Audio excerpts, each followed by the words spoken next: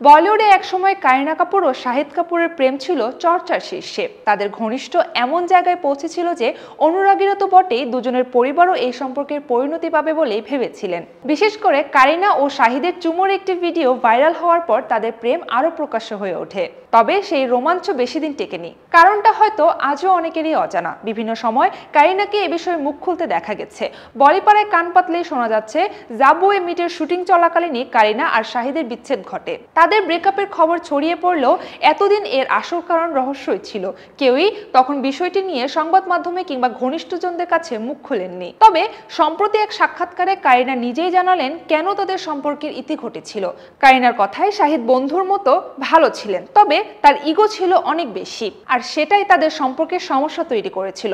সামান্য কথাতেই ঝগড়া হতো, আর ঝগড়া হলেই শাহিদ কথা বলা বন্ধ করে দিতেন। রাতের পর রাত ফোনও করতেন না। তবে কারিনা এটিও স্বীকার করেছেন, সময়ের সঙ্গে সঙ্গে শাহিদ অনেকটা বদলেছেন। এখন হয়তো আগের মতো ইগোটা আর নেই। সাইফ আলী খানের সঙ্গে বিয়ের পর কারিনা সাধারণত শাহিদের প্রসঙ্গে মুখ খুলতে চাননি। অতীত নিয়ে কথা বলা তিনি বিভিন্ন জায়গায় এড়িয়ে চলতেন। তবে এবার সেই নীরবতা ভাঙলেন। কারিনার বক্তব্যে স্পষ্ট, যদিও তাদের পথ আলাদা হয়ে গিয়েছে, তবুও অভিনেত্রীর শুভকামনা রয়ে গেছে প্রাক্তন প্রেমিক শাহিদের প্রতি।